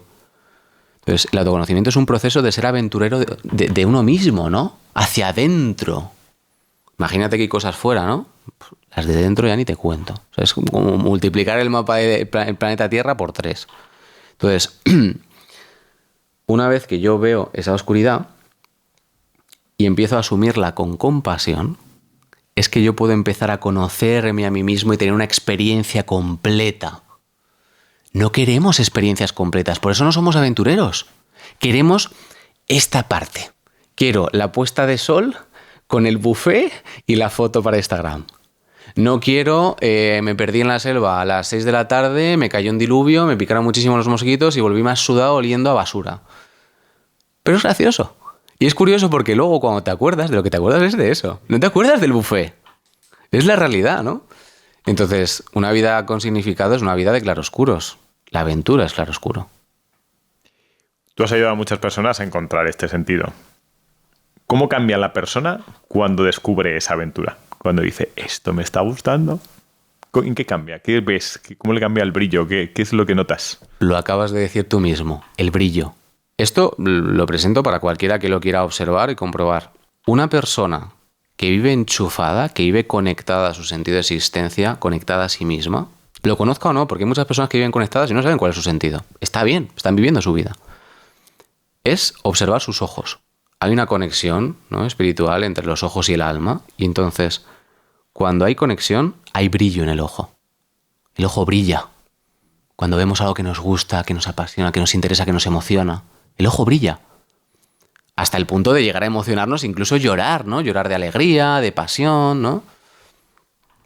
Cuando estamos desconectados, el ojo está opaco. Ahí se ve que no hay conexión en la propia persona. Entonces, uno de los signos es ese, ¿no? Empieza a haber brillo en la mirada. Su nivel de energía aumenta muchísimo. Yo me acuerdo siempre un caso, ¿no?, de una persona que me decía que lo que notaba es como si se hubiera enchufado a la corriente, como si tuviera, literal, dijo, unas placas fotovoltaicas en la espalda, ¿sabes? Que se regenerara a medida que iba avanzando y se seguía regenerando. Y decía, Dani, nunca he tenido este nivel de energía, nunca. Claro, donde hay movimiento hay vida. Donde no hay energía no puede haber movimiento. Lo primero que hay cuando entramos en propósito es energía, movimiento. La persona vuelve a hacer, vuelve a comunicarse, le apetece hacer cosas. También pasan de un estado de apatía a un estado de... no sé si diría positividad intrínseca, pero a una visión amable de la vida. Cuando yo empiezo a interpretar la vida como un lugar amable en lugar de como un lugar hostil, me apetece más abrirme, me apetece más intentar cosas, me apetece, no sé por qué me apetece. También muchas veces se produce que tienen actos de amor espontáneos. Recuerdo un caso también de una persona que, y esto lo hizo intuitivamente, yo creo, sanó su linaje familiar femenino, ¿no? Como que hizo un pequeño ritual, esto por su cuenta, con su madre, con su abuela, recordar, o su prima o su hermana, no recuerdo muy bien. Y bueno, hicieron un ritual, estuvieron una tarde juntas y tal, conté, hablando de sus cosas y tal. Además, en un momento muy representativo de su vida, ¿no? Hablamos de una separación muy complicada. Y tienen actos espontáneos de amor. Desean dar amor a los demás. Desean dar. Cuando estamos ahí, ¿no?, nos hacemos chiquititos, estamos en modo ego, estamos en modo de recibir. Todo para mí, me falta, quiero más. Pero ahí empiezan a dar, a darse, a abrirse. Hay muchas más señales, pero estas son las más significativas. Estadísticamente, ¿tú ves más ojos opacos o más ojos brillantes a partir de los 40? A cualquier edad, ¿no? Pero sí, a partir ya de los 25... Tras la crisis, o sea, cuando empiezan estas crisis, los 25, 40... Sí, no hay mucho ojo brillante. Hay trabajo que hacer. Sí, hay trabajo que hacer. Hay trabajo que hacer, pero sobre todo no nos hagamos trampas, porque tú el ojo brillante lo puedes conseguir con, no sé, con especias, con aditivos, con cositas, ¿no?, que tú hagas y tal. El problema es que es efímero. Es un momento y vuelves otra vez a la misma película. Entonces no te engañes. Hay trabajo. ¿El ego puede ser positivo y puede ser nuestro amigo en algún momento? Sí, claro. El ego es nuestro gran aliado. Cuando tenemos que defender nuestro territorio, lo que es nuestro, cuando tenemos que enfrentar una injusticia, cuando tenemos que enfrentar a una persona que ciertamente está abusando de nosotros, sí, el ego nos protege, por supuesto. Pero esa es la parte constructiva del ego. El ego no hay que demonizarle, es que le hemos demonizado y bueno, hay personas que creen que es que lo tienen que eliminar. Primero, no se puede eliminar, o sea, forma parte de ti. Y segundo, es tu compañero de viaje. Hazte amigo de tu compañero de viaje. Es como si tuvieras vas en el coche, ¿no?, y tienes un copiloto que está todo el rato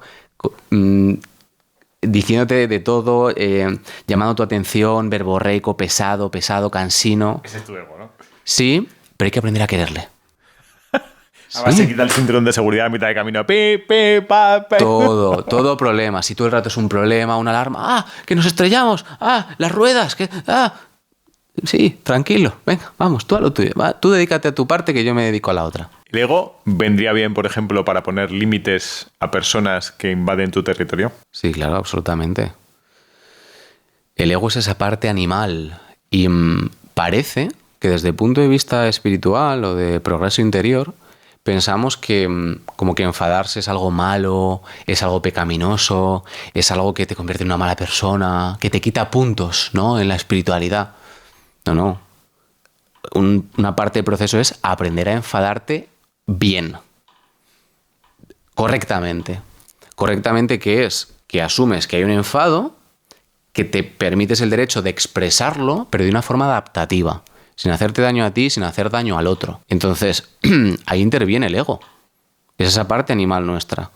Sí, yo estaré todo el elevado que tú quieras, pero si estás todo el día dándome patadas en la rodilla, pues al final me duele y te lo voy a decir. Entonces, hay que usarle para ese tipo de circunstancias. Y como digo, si no sé cómo hacerlo, o si soy muy impulsivo, espérate 5 minutos, que lo vas a hacer mejor. Y si eres muy tímido, de que no sabes cómo poner límites, ¿por qué tal? Pues lo que te recomiendo es, oye, ten por seguro que la primera vez lo vas a hacer mal. Al otro no le va a gustar cuando le pongas el límite, hazlo igual. Vas a ir mejorando por el camino. ¿Qué pasa si te da miedo estar solo, sentirte solo? Es imposible sentirte solo si vives en propósito. Además, fue un aprendizaje que coseché hace relativamente poco. Porque yo lo veía como dos cosas separadas, ¿no? Por un lado, sentirme solo, problemas en las relaciones, y por otro lado, no tener propósito. Mi vida no tiene sentido, no me van mal en el trabajo. Si te sientes solo, es una paradoja, porque si eres honesto, te das cuenta de que siempre estás solo, en realidad, pero si eres todavía más honesto y más perspicaz, te das cuenta de que siempre estás acompañado. Tú te sientes solo, perfecto. ¿Cuántas personas a lo largo del día de hoy han pensado en ti en algún momento? Sería bueno saberlo. Y además, no solo eso, han tenido pensamientos amorosos hacia ti. Han dicho, ay, qué bien mi hermano, qué bien mi pareja, qué bien mi empleado, lo que sea. No estamos solos, es el ego el que nos hace sentir solos.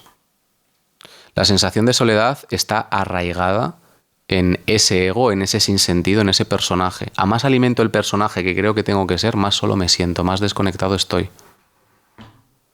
Tengo que tratar de rodearme de personas con las que pueda profundizar y tener tiempo para desarrollar actividades que me conectan. Eso es fundamental. Pero que sea tú contigo mismo, ¿no? Intentando que no contar con los demás, ¿no? Ser capaz de aguantar la soledad, porque la soledad la tememos, porque en la soledad, en ese silencio interior, es donde vienen a atacar los demonios. Entonces acabamos usando a los demás como objetos para tapar los demonios, ¿sabes? Si yo me salgo con pues así no me acuerdo de mi problema. Si yo me voy a no sé dónde, no pienso en tal. Es que a lo mejor va de que tienes que pararte a pensar en eso. Y es que a lo mejor va de que tienes que sentirte solo ahí. Para no quedarte a vivir en ese estado de soledad. Porque si no, voy huyendo para luego caer en soledad, para luego huir, para luego caer en soledad. Es que no salimos nunca. Una cosa es sentirse solo y otra cosa es estar solo. Estar solo es conveniente. Sí. ¿Para qué es bueno estar solo? Para tener la oportunidad de reconocer quién eres exactamente. ¿Quién eres? Y sobre todo, ¿quién eres cuando nadie te mira? Porque ahí es cuando generalmente estás siendo más tú mismo. Familiarizarte con esa parte de ti. Cuando hay estímulos fuera, cuando estamos con gente, no nos damos cuenta de ciertas cosas. Te pongo un ejemplo. El pimiento me sienta mal. No me había dado cuenta. Tengo 57 años, no me había dado cuenta. No te conoces. Entonces, la soledad es importante para desarrollar la fuerza interior. Porque cuando estamos solos y cuando sabemos que nadie nos va a salvar, cuando estás en la selva perdido y nadie te va a venir a buscar, ahí desarrollas fuerza. Entonces, desarrollas fuerza, te reconoces a ti mismo y, lo que es más importante, tienes la oportunidad de hacerte amigo de ti, de hacerte amigo de esa voz. Cuando dicen, tienes que tratarte como a tu mejor amigo, ser amigo de ti mismo, que no sabemos lo que es. Vale, pues estás tú, tu consciencia, y está tu ego, el que está con la matraca todo el día. Estos dos tienen que ser amigos. Tienen que ser amigos. Y eso se hace desarrollando un diálogo interno constructivo con uno mismo, entendiendo que esa parte de ti quizá no te representa tanto, pero sigue formando parte de ti. Entonces hay que endulzar la relación que tenemos con nosotros. Y eso se hace estando en soledad. Estar en soledad y redes sociales no tiene mucho que ver, o sí que tiene mucho que ver, pero lo que sí que está claro es que las redes sociales nos dan cierta validación de cosas. Es decir, los likes, los comentarios, los amigos que tenemos, los suscriptores, nos dan una validación un poco de lo que somos. Nos dan validación, pero no nos dan conexión. O sea, yo te puedo aquí como decir muchas cosas, pero si te lo digo así, plano, y sin ningún tipo de emoción, y sin ningún tipo de deseo de nada, de decirte nada, simplemente porque estoy aquí y tengo que hacerlo, no vas a conectar conmigo, yo contigo tampoco, y me voy a ir de aquí sintiéndome vacío. Con las redes pasa lo mismo. Comunicación no es conexión. Entonces, al final el ego ha acabado instrumentalizando ese pequeño reducto, ¿no?, que es la conexión con los demás, al servicio de inflar la imagen que tenemos de nosotros mismos. Es un pseudoamor. Me explico. No es lo mismo que un amigo te diga, buah, tío, te agradezco muchísimo que me ayudaras cuando estuve mal, o eres súper buen amigo, me encanta estar contigo, me encanta cómo eres, que, yo qué sé, consigas un éxito laboral, te plantes delante de 30 tíos en una oficina y todo el mundo te aplauda. Venga, ya tenemos el pin. No tiene nada que ver. Eso te dura un segundo. Lo otro es ese momento de intimidad con tu amigo te dura toda la vida. ¿Por qué? Porque ha habido conexión real. Y donde hay conexión hay propósito. Entonces, yo diría que hemos confundido las dos. Intentar en la medida de lo posible buscar esa conexión. No podemos estar a todo. El miedo es relevante. El miedo al final nos hace ser quien somos. El miedo es un poco más conductor de lo que nos pensamos. Sí, sí. Tú le preguntas a una persona ¿cuántas decisiones ha tomado desde el cariño en lugar de desde el miedo? Probablemente no recuerde ninguna. Si somos honestos, las decisiones que tomamos al final son no para acercarnos a lo que queremos, sino para evitar lo que no queremos. Ejemplo, no sé qué quiero hacer con mi vida, por ejemplo, laboralmente. Pero sé que no quiero caer en desgracia, no quiero vivir debajo de un puente y no quiero tal. Vale, pues me voy a estudiar una ingeniería y la ingeniería me da igual, ¿no? Bueno, ya habrá tiempo de realinearlo todo, ¿no? Pero la vida siempre te va a pedir que seas valiente en ciertos momentos. Y si no lo eres, curiosamente, vas a acabar enroscándote en tu propio miedo y eso va a generar todavía más circunstancias que te generen todavía más miedo y cada vez el salto de fe y la valentía que vas a tener que tener para salir de ahí va a ser mucho mayor. Y vas a tener que hacerlo. Porque si no lo haces, vas a entrar en un proceso de degradación interna en el que puedes desarrollar... Primero vas a empezar a somatizar, vas a empezar a estar cansado, vas a empezar a cuestionarte muchas cosas, pensamiento rumiante, etcétera, etcétera. Puedes caer enfermo y puedes llegar incluso a morir. Es el alma revelándose desde dentro y diciéndole a la mente, esta no es la vida que he venido a vivir. Sácame de aquí. Y la mente, no, aquí estamos muy seguros. Pues imagínate la lucha de titanes. A mí me gusta mucho leer y ver y aplicar cómo encontrar tu pasión. Porque normalmente siempre nos enseñan la vida de Steve Jobs, de Bezos, de gente que ha encontrado su pasión porque ha encontrado un Ikigai de la leche multiplicado por 20. Que por cierto, estuvo aquí una japonesa explicándonos el Ikigai y decía, joder, todos los libros que leo del Ikigai son encontrar tu mega pasión y el Ikigai en japonés no es eso. O sea, que decir, lo que hablamos en japonés entre japoneses, Ikigai son tus hobbies, tus cositas, tu día a día que te hace sentirte bien, tus cositas pequeñas que te hacen sentir bien. No es el macro proyecto. Dice, está un poco prostituido lo del Ikigai en la sociedad europea y la sociedad occidental. Digo, oh, mira, qué bonito. Pero me gusta hablar más de cuestiones, yo creo en la vocación por iteración, es decir, lo que hablabas antes, es decir, vas haciendo cosas y vas viendo que te van gustando y demás. Pero, ¿qué le aconsejarías o qué le preguntarías o qué le dirías a alguien que no sabe lo que le gusta? Antes hemos hablado un poco de ese tema, ¿no? Busca en Google qué cosas te interesan.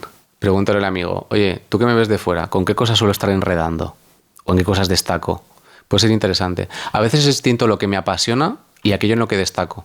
No tienen por qué estar alineados. Eso suele además generar cierta desconexión e incoherencia que parece como que te sientas mal. Decir, joder, destaco por esto, pero a mí realmente lo que me apasiona es el punto de cruz. Claro. Entonces yo siempre soy partidario de desarrollar aquello que te interesa, no aquello que te da bien. Porque si te interesa, yo te aseguro que vas a acabar siendo bueno. Seguro. O sea, no hay otra opción. Entonces, yo creo que hemos deificado mucho, ¿no? La pasión como la solución, ¿no? está lleno de youtubers o personas de referencia, ¿no? Que te dicen que, nada, tú sigue tu pasión y ya verás que todo se irá colocando porque la vida te lo dará. O no. A lo mejor no te da nada. Porque si tu pasión no ayuda a otra persona a conseguir algo, es una pasión que es egoísta, que es hacia ti. Una cosa, por eso digo, a una diferenciación. Una cosa es la pasión, lo que a ti te interesa egoístamente, individualmente, y otra cosa es el propósito. El propósito une la pasión con la trascendencia. Te une a ti con el otro. Yo soy más partidario de buscar el propósito más que buscar la pasión. La pasión, en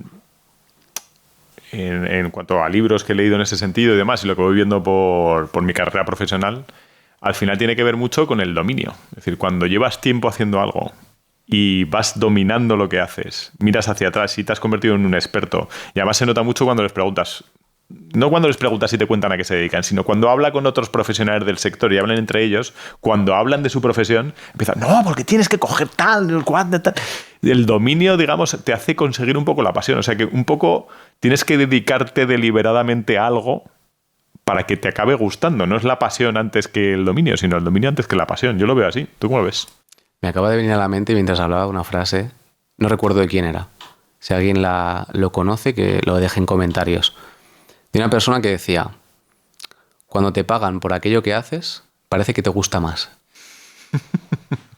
Y saco esta frase porque a veces, como que tenemos ese pensamiento, ¿no? De, no, en mi tiempo libre, ¿no? Desarrollo mi pasión y tal. Eso es un clásico, sí. ¿Tiempo libre? ¿Cuál? ¿Cuál tiempo libre? ¿Dónde? Habrá gente que tenga tiempo libre. No conozco mucha. ¿Vale? Entonces, al final muchas veces intentamos instrumentalizar la pasión al servicio de la profesión y al servicio de una serie de resultados, y entonces es como, vale, voy a localizar primero lo que es coherente conmigo, lo que me da paz, aquello que me interesa genuinamente, y luego voy a intentar encajarlo en una profesión o en un desempeño que sea útil para otro alguien. Ese sería un poco un movimiento que yo propongo, que me parece sano y que me parece que tiene sentido. Porque si no sería muy inflexible. Mi pasión es dibujar. Si nadie compra mis dibujos, ya está. Horroroso.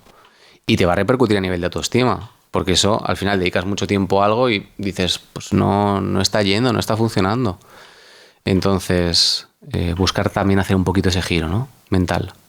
Nos queremos de forma adecuada. Hay que fomentar el amor propio. Tenemos que querernos decir, hostia, qué tío eres, qué tía eres. Que de una forma justa, pero nos tenemos que querer. Tenemos que esforzarnos en querernos. Es que, claro, para quererte de esa forma, primero tendrías que haberte comparado con otro alguien. Porque ¿cómo asignamos valor realmente? Asignamos valor a esto en función de otra cosa. O en función de la cantidad que hay de ese algo, ¿no? Pues el tema de la oferta y la demanda. Si hay mucho de algo, se presupone poco valioso. Y esto en comparación con otra cosa, ¿no? Pues ahí como que hacemos el juego. Entonces, a nosotros mismos nos tratamos de la misma forma. Habría que redefinir qué es amarse a uno mismo. En tu caso, por ejemplo, ¿qué crees que es amarte a ti mismo? ¿Qué significa? Yo lo veo más por el cuidado, el estar pendiente de lo que me está pasando por dentro, el observarme y decir, ¿me estoy cuidando? ¿Estoy alineándome con lo que me estoy cuidando? También tiene que ver también con hacer lo que de verdad me gusta, conectando con lo que decíamos, no con con la pasión, pero sí con el dominio, con cosas que... Es el cuidado, me veo con el cuidado, a mí mismo. Ok.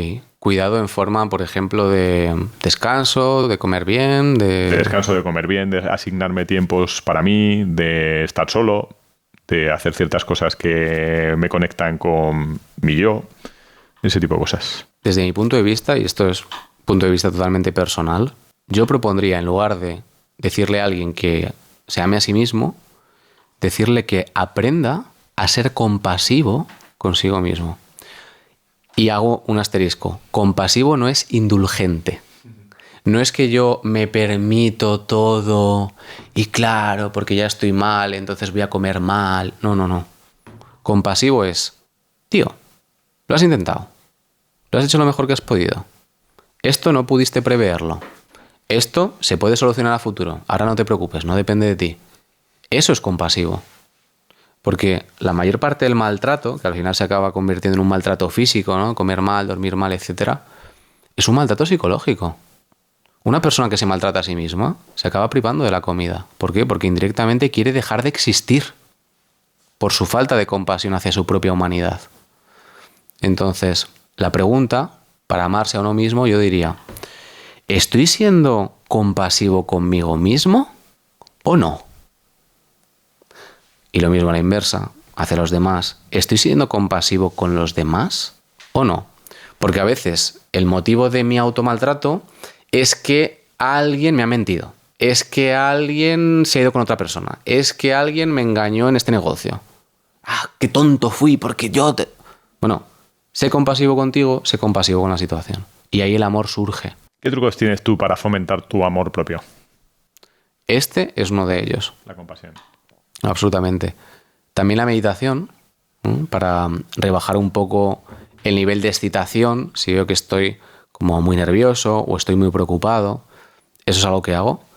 Y otra cosa que creo que también le puede servir a la gente, si tienen bañera, es darte como un baño de agua caliente, porque indirectamente te estás dando amor. Es como volver al útero materno, en cierto modo. Es como tú dándote a ti mismo, ¿no? Como creando un útero artificial y sales relajado, sales conectado, ¿no? Es una forma. Es curioso porque en el emprendimiento se hace lo contrario. No me doy un baño caliente, me meto agua fría. ¿Sabes? Son como enfoques distintos y están bien. Son el yin y el yang.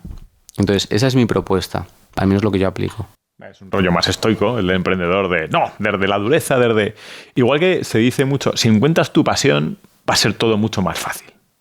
Eso es así, si encuentras tu pasión, o hay que trabajar duro también para ganarte la vida y vas a tener esos valles de lágrimas, esas ciénagas con gente diciéndote lo que no toca. Es decir, encontrar tu pasión no es sonrisas y lágrimas las partes de las rosas.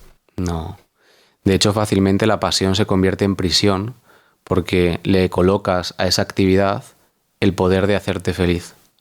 Y esa es una responsabilidad que jamás deberías delegar. De hecho, yo soy el ejemplo de que eso no es real. Yo desde muy temprana edad, y siempre lo he tenido en mente, ¿no? Y yo sé que esa parte de mí está ahí, me he dedicado a las artes. He querido desarrollarme artísticamente, el tema de la estética, el tema del color, me ha gustado mucho, me ha interesado mucho. Luego tuve la gran oportunidad de desarrollarlo profesionalmente, ¿no? Que me fuera muy bien y todo muy bien, pero con unos vacíos terribles. Entonces, claro, yo me dediqué a seguir mi pasión, abandonándome a mí mismo, descuidándome, olvidándome de cosas que son importantes para mí, hasta efectivamente llegar a la calle cortada, que es un vacío existencial o una crisis.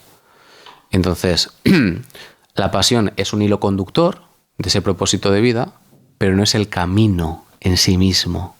El mapa no es el territorio. Esto que estamos hablando no tiene que ver al final con estar en paz contigo mismo, en tener paz interior. ¿Queréis conocer un poquito más cómo se cocina Morir de Éxito? Pues meteros en la pestañita de comunidad, porque ahí hablamos precisamente de quiénes son los siguientes entrevistados, os preguntamos cuáles son las preguntas que tenemos que hacerles. Meteros en la pestaña y conozcámonos un poquito más. Sí. Y además, en cada momento de tu vida, digamos que lo que te da paz cambia, ¿no? Cuando tienes cierta edad, pues yo qué sé, tener tu selectividad aprobada y yo qué sé, poder entrar en una carrera X. Cuando ya sales, tener curro, tal. Cuando tienes curro, pues no sé, tener pareja o poder tener, ¿no? Esto estoy hablando a nivel como muy superficial, ¿no? Sí. Pero digamos que el propósito de vida no cambia, sino que lo que cambia es la forma de mostrarse ante ti en cada etapa de tu vida. Tú no necesitas lo mismo o no buscas lo mismo con 5 años que con 27 o con 57. No buscas lo mismo. Entonces, aprender a leer entre líneas de forma simbólica, que es lo que realmente te interesa y te gusta, es lo que te permite ir haciendo pequeños cambios en tu vida para ir reajustándote contigo mismo. La vida te propone y tú eliges, ¿no? Que es lo que se llama la elegancia. La elegancia es el arte de saber elegir. A tu favor, no en tu contra. Elegir a tu favor. Dani, izquierda o derecha. Tú eliges, ¿no? A tu favor o en tu contra. Dani, Y vas reajustándote contigo mismo.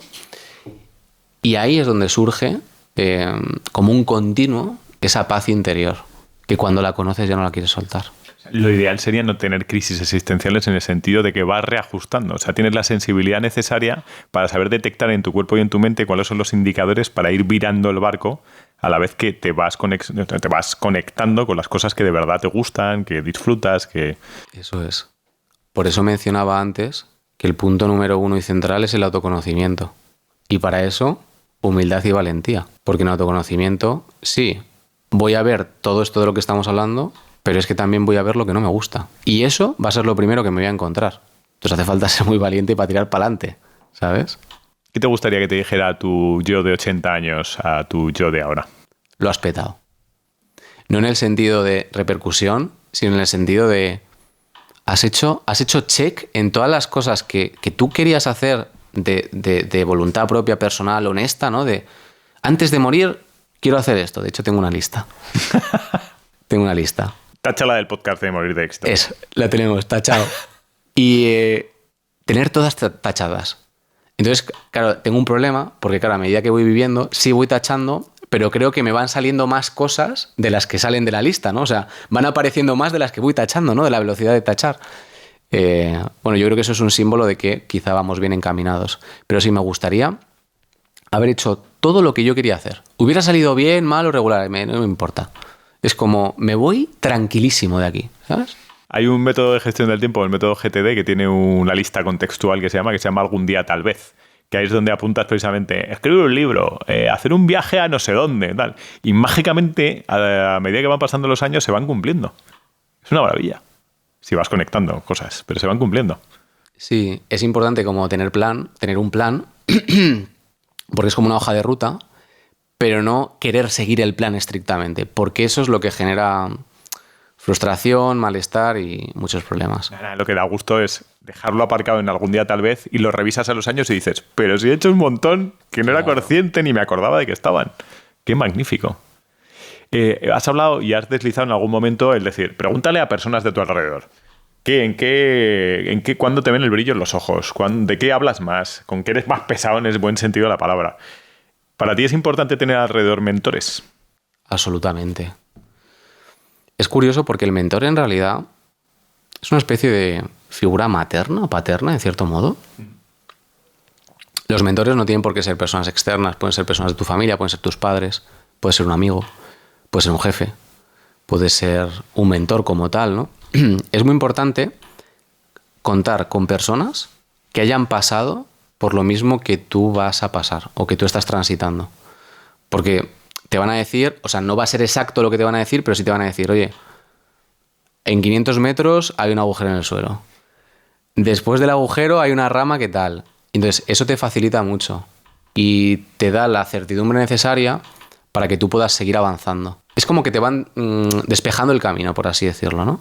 Y yo soy súper partidario. De hecho, bueno, yo llevo ya varios años, ¿no? Pues trabajando con mentores de forma activa, yo también mentorizando a otras personas, porque también ahí hay conexión, ¿sabes? Somos muy partidarios de, no, si lo hago yo por mí mismo tiene más valor. Vale, pero es que a lo mejor te tiras toda la vida intentando resolver una ecuación que este tío ya la ha resuelto. Entonces, joder, si quieres ir allí, vamos a acelerar el proceso. ¿Es cierto esto de que en función de las personas con que te juntas acabas siendo parecido? O sea, si te juntas con obesos, acabas siendo un obeso. Si te juntas con gente emprendedora, acabas siendo emprendedor. Si te juntas con gente reflexiva que se mira a un espejo, te acabas mirando a un espejo. ¿Eso es cierto? Sí, porque nos mimetizamos con el entorno, ya sea para bien o para mal.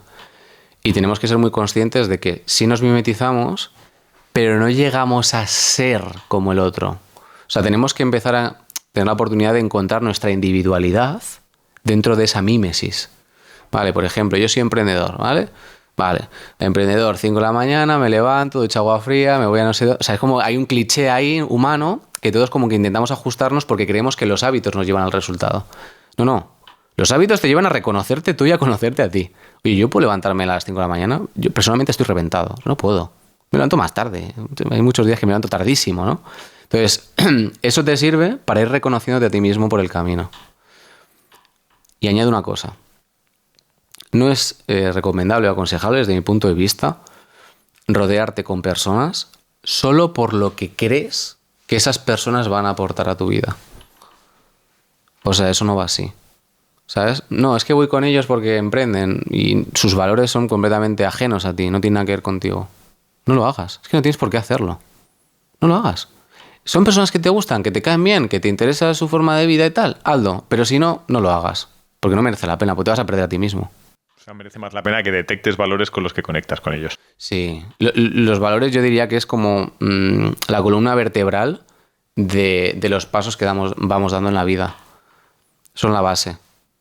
Y a su vez, o sea, a medida vas reconociendo tus propios valores, también vas incluyendo valores de otras personas que consideras loables, ¿no? Que son buenos. Me pasa en muchas empresas que me hablan del valor de la motivación y estoy de acuerdo. Hay que estar motivado para hacer ciertas cosas, sobre todo cuando estás diseñando algo para el futuro. Es bueno diseñarlo desde la motivación porque siempre será más retador y demás. Pero es verdad que la gasolina del día a día, la que utilizamos para el día a día, no puede ser la motivación porque la motivación no es perenne. O sea, al final tiene su fecha de caducidad. Y sí que tiene que ver más con los hábitos y el compromiso con esos hábitos. Pero los hábitos, al final, los acabas integrando en tu ser y es muy difícil detectar, parar y afilar el hacha, el famoso cuento del hacha. Parar y afilar el hacha es complejo. ¿Algún truco para detectar cuando los hábitos se nos van del camino, cuando el hacha no está afilada? Hazte un viaje solo, por ejemplo, de fin de semana.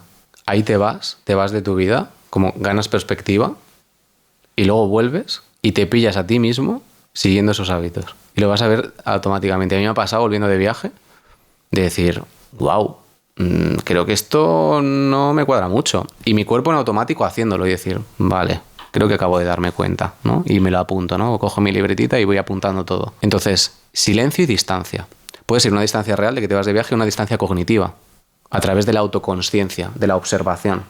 Vas apuntando todo lo que piensas y a su vez vas apuntando todo lo que pasa y vas a empezar a encontrar muchas discrepancias para localizar qué hábitos te van mal. ¿Tienes un cuaderno de bitácora donde te vas apuntando absolutamente todo? Una casa llena de cuadernos. ¿Así? Mi pareja está hasta las narices de mí, pero de todo. O sea, del trabajo, de cosas que voy aprendiendo por ahí. O sea, todo lo que tengo uno de frases, uno de tal, otro de tal. Un poco caótico. Yo todavía no he aprendido a usar lo del Notion y todo eso. Pero es muy bueno hacerlo, sobre todo escribir a mano, porque eso genera una impronta en tu ser. O sea, no es lo mismo apuntar en ordenador que escribir. Se te queda fijado en el cerebro. Yo me acuerdo, yo recuerdo, tengo recuerdo de notas que he tomado, no sé en qué página están, pero las recuerdo. Y es porque las he escrito. Y eso no me pasa cuando uso las notas del móvil, por ejemplo. O sea, que es importante apuntar en papel. Qué guay. Nos encanta conocer un poco más a los invitados en Morir de Éxito y utilizamos una táctica que es la línea de la vida. Esto es muy largo y tenemos aquí 2 magníficos smiles y 2 puntos rojos para que nos digan 2 momentos de felicidad, de anchura de mente, de anchura de corazón y 2 momentos jodidos. Vale. Vamos a ver. Señala. Mira, por ejemplo, a los 27 o 26, ahí ya ahí reventé bastante. Y ¿qué lo pondría? A los 15 años. Bueno, mi momento de como mayor plenitud y éxtasis, yo creo que fue como a los 29, 30, aunque realmente me quedé un poco ahí, ¿no? Y otro quizá lo pondría por aquí. Explícanos un poco. Están como muy juntitos. Pues mira, el primero, que es un momento negativo,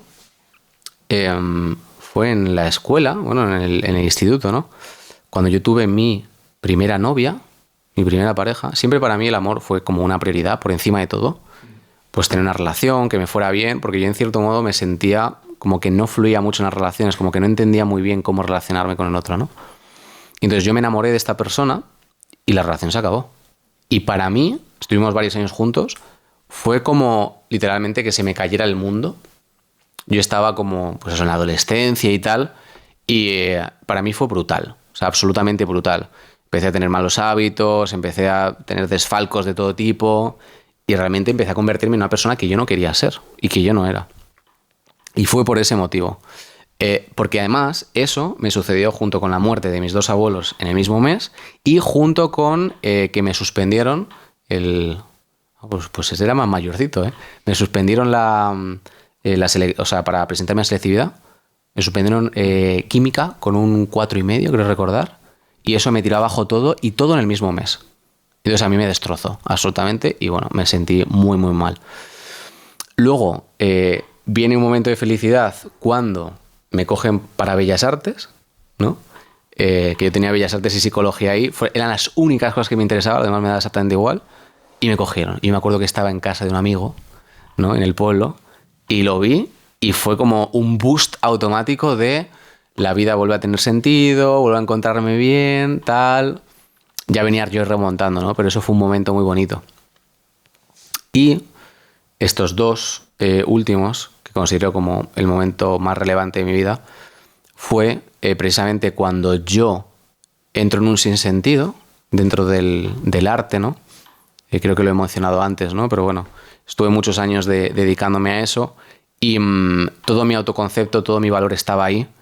Me validaba con mis logros artísticos, en este caso, con mi relación con los demás, todo el rato validándome con lo externo. Y entonces yo me caí con todo el equipo, es decir, mi trabajo ya no tenía sentido para mí, era una calle cortada, no podía seguir por ahí. Mi pareja estaba hasta las narices de mí porque yo estuve como mucho tiempo deprimido y no encontraba solución. También yo creo que busqué ayuda tarde, y esto aviso para navegantes, sobre todo los hombres, que a veces nos cuesta un poco, buscar ayuda pronto. Y yo estaba fatal, tomando pastillas de todo. Nunca he estado peor y creo que gracias a eso es que puedo ser la persona que soy hoy. O sea, es básicamente como si lo que has hecho durante 10 años o 15 años, lo que has construido, se te cae entero. Todo lo que es valioso para ti se te cae. Entonces yo no sabía quién era, ni dónde estaba, ni qué iba a hacer, ni sabía nada. Y de hecho me fui de allí con una mano delante y otra detrás. Yo no sabía qué iba a hacer.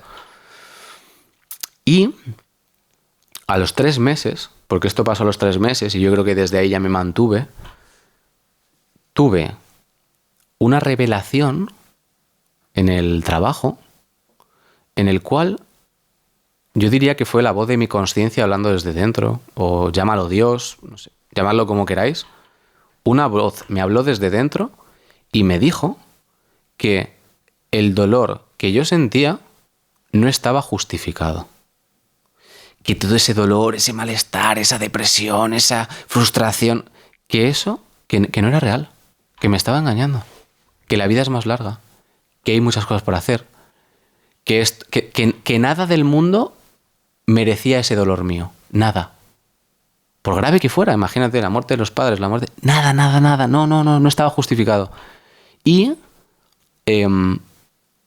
va a sonar un poco loco, ¿no? Pero ahí decidí que yo iba a ser feliz, me dedicara a lo que me dedicara. O sea, fue una decisión que tomé. Una decisión consciente. Elegí que iba a ser feliz. Y en ese momento, literalmente, mi vida cambió. Porque, y este fue el movimiento que siempre digo que hice, coloqué mi paz en el centro de la ecuación. La lista que os he pedido antes que hicierais, ¿no? De cosas importantes de tu vida. Vale, pues mi paz estaba en lo último. Yo mismo estaba en lo último. Automáticamente hice así. La puse arriba. ¿Qué es más importante? ¿Conservar mi relación de pareja o mi paz interior? Mi paz interior. Si quieres irte, cariño, pues ya está, no pasa nada. Seguimos.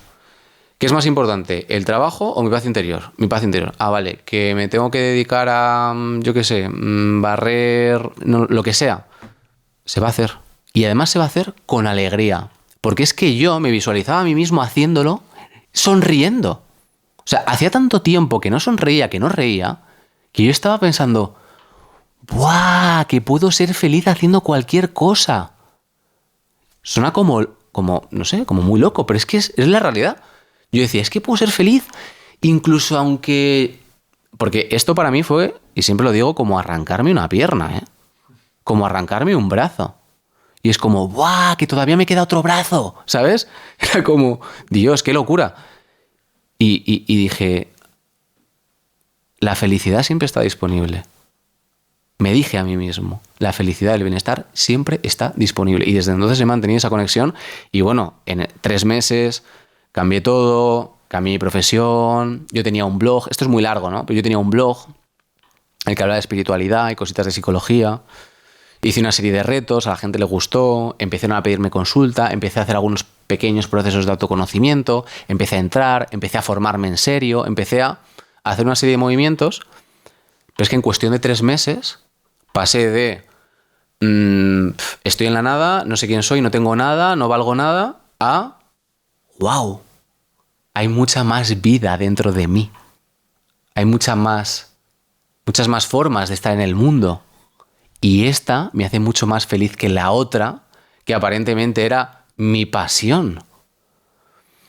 Entonces, bueno, pues eso me llevó literal a tener una serie de experiencias espirituales en las cuales no paraba de recibir señales de todo tipo, sincronías, cosas que pasaban de la forma perfecta en el momento perfecto.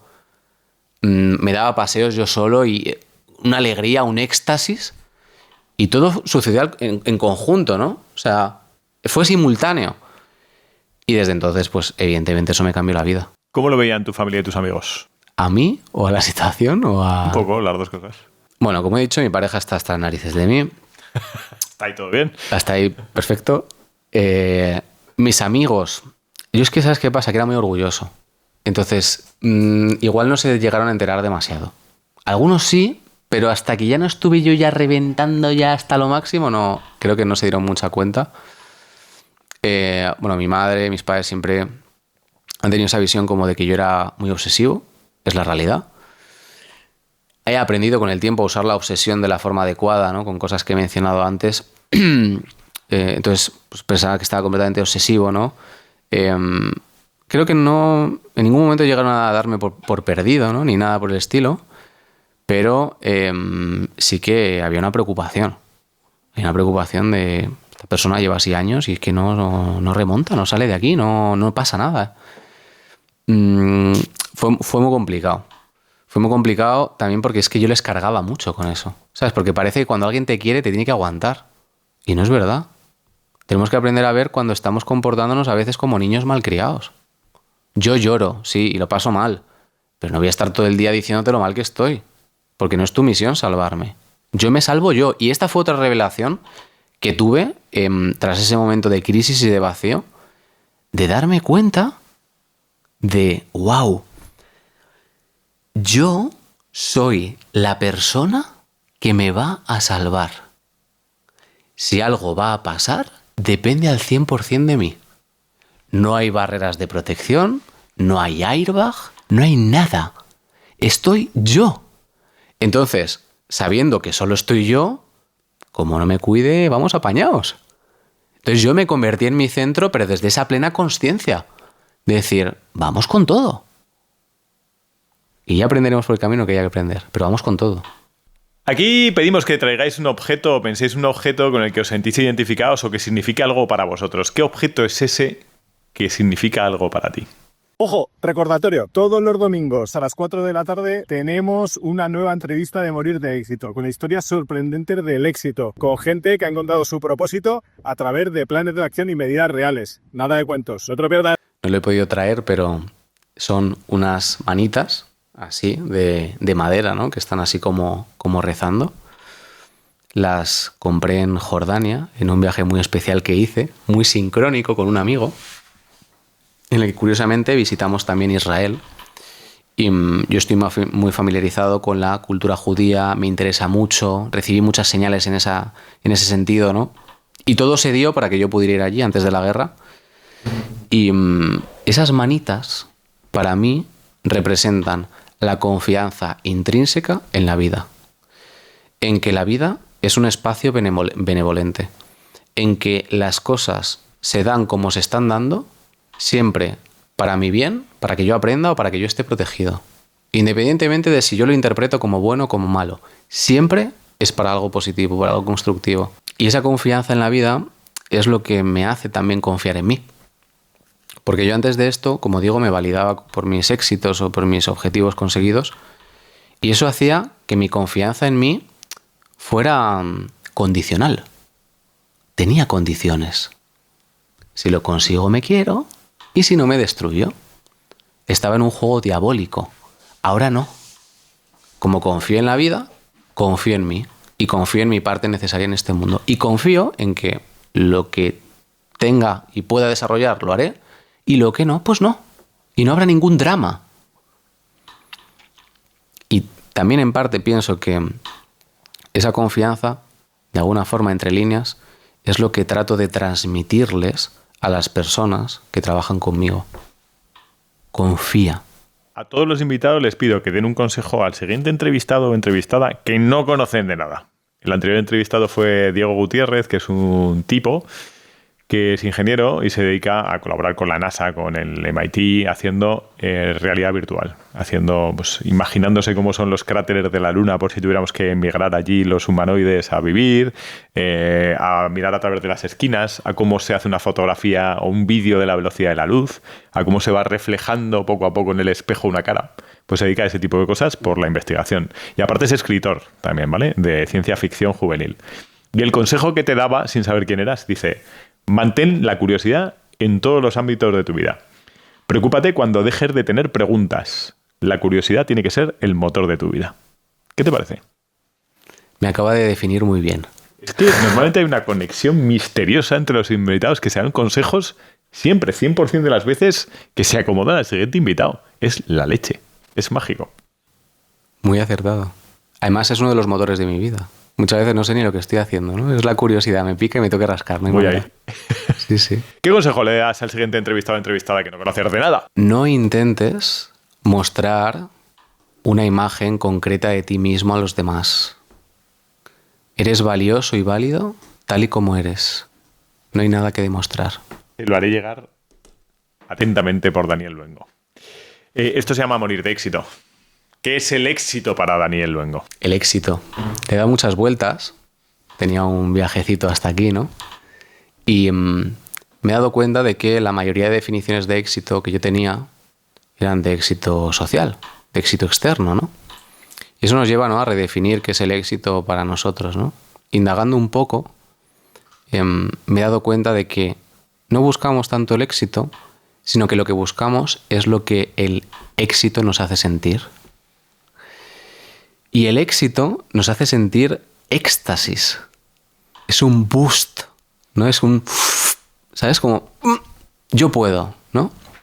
Entonces, para mí, y ahora viéndolo desde un punto de vista, expresándolo desde un punto de vista personal, para mí el éxito es ser capaz de amar cada vez más.